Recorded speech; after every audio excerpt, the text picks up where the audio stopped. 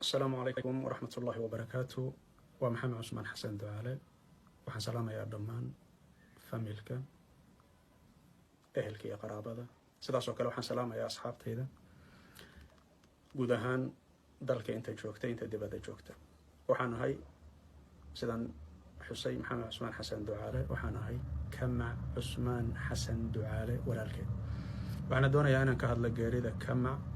رحمة الله عليها إلهي ونحرسته وحنا يقويس كان نينك وجوين رأي عثمان حسن دعالة أنا جا وجوين كمعنا ولا شيء إلى ضغطي وحن برها برشة كواركي تدفر بدن أو كهالله جاريدا كمع قارو حيكون شيء جيان إن assassination لو دلي أو أيود متى political assassination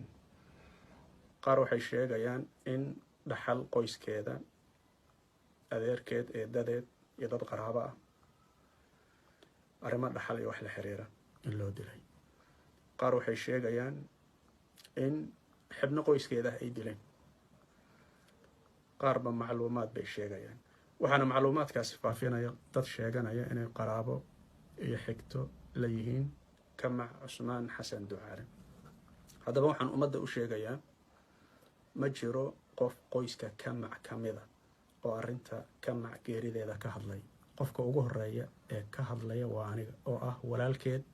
familkan ninka ugu weyn Maxamed Cusmaan Xasan Ducaale inaan ka hadlana waxa ugu kalifay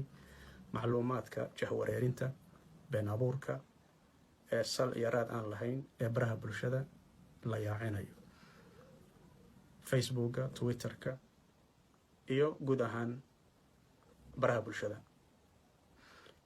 umada waxaan u sheegayaa Soomaaliyeed iyo inta taqaanay kamac Cusmaan Xasan Ducaale ehelka iyo qaraabada asxaabta macluumaadkaas aad aragteen qaarkiin aad maqasheen wax ka jira haba yaraatee ma jiro wax sal iyo raad ah oo ay leedahay geerida kamac iyo dadkii ka hadlay iyo siday uga hadleen wax sal iyo raad ay leedahay ma jirto hal mid un baa sax ah oo dhaba kamac way geeriyootay raxmatullaahi calayha ilaahay u naxariisto waxayna ku dhimatay magaalada Muqdisho waxaana lagu aasay magaalada Muqdisho oo janaasada lagu la tukaday aaskeedana waxaa ka qayb galay familkeeda ehelkeeda iyo qaraabadeeda qaar macrifadeeda kamida kamac arinta ku saabsan geerideeda aabaheed baa nool aniga aabahay Cusmaan Xasan Ducaale kamuusan hadlin qof kale oo xubnaha kamida walaalaheed baa jooga kamaysan hadlin anigoo ninka qoyska ugu weyna hadda igu horeysa inaan ka hadlo sababta aan uga hadlayna wax kale ma aha macluumaadka beenta ah geerida kamac laga faafinayo inaan cadeeyo inaysan waxba ka jirin fadlan ha rumaysanina muuqaalkana share gareeya kamacna way geeriyootay ilaahayna ha u naxariisto dadka ugu horeeya taabanaysa xanuunka ku haysana waa inaga dhammaanna ilaahay samir iyo imaan ha naga siiyo waxaan kaloo arkayay dad fundraising ku raadinaya oo dhaqaalo ururin kamac dhaqaalo uma baahna in loo aruuriyo waa ay geeriyootay waa marxuumad qofkii doonaya inuu isaga dhaqaalo aruursado isaga ha aruursado adiga nool magacaada ku aruurso dadka fariinta nooca la gaarsiiyay waxaan kula talinayaa inaysan shirin iska bixin idinku waa mahadsan wax dhaqaale ah arintaa ha ku bixinina waayo ma jirto codsi qoyska kamac ay soo jeediyeen ama xibin kamida qoyska kamac oo dhaqaale aruurin codsaday sidaa daraadeed arinta dhaqaale aruurintana hala joojiyo macluumaadka baraha bulshada la wareejinayana ee kamac waa la dilay saasaa la yeelay saasay u dhimatay sababtaasay u dhimatay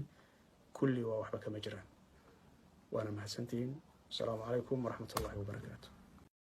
السلام عليكم ورحمة الله وبركاته خير يا برادة ندين رجيني جمعة مبارك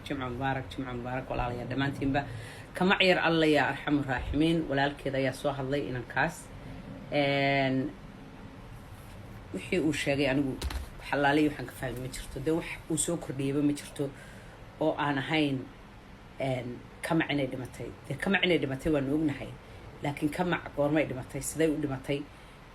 كما حتى حنوسنيسي sida la sheegay in badan bay xanuunsanaysay dadkii garanayay bishii afraad baa ugu dambeysay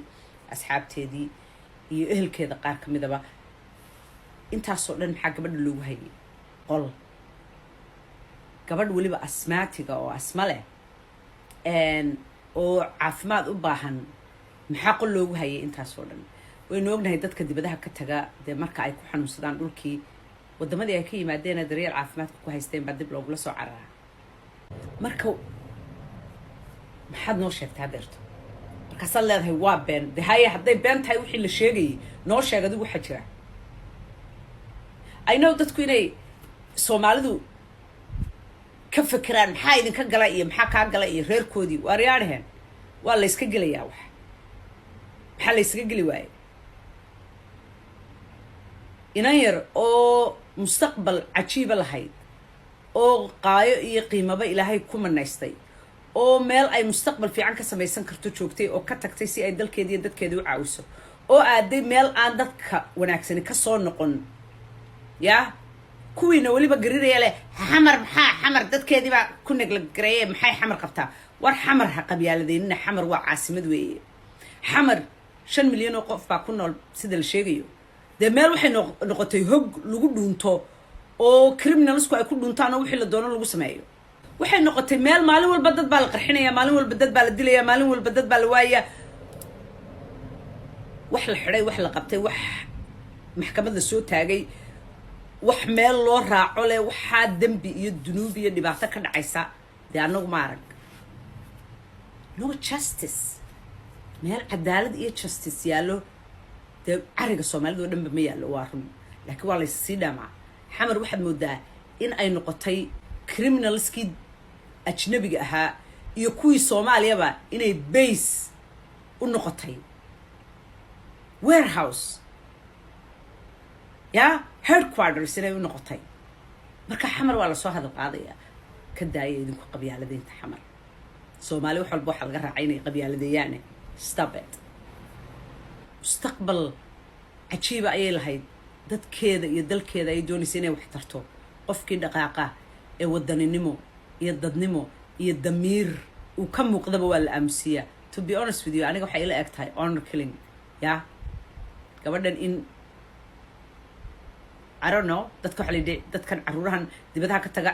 inta la furriya sankana wax lagaga shubaa baybiyada cuntadii ka soontay waa suurtagal markii la sii dayn waayay laakiin something is fishy wayna caddahay yaa kollayba waxbaa jira wax allaale wuxuu noo sheegayna ma jirto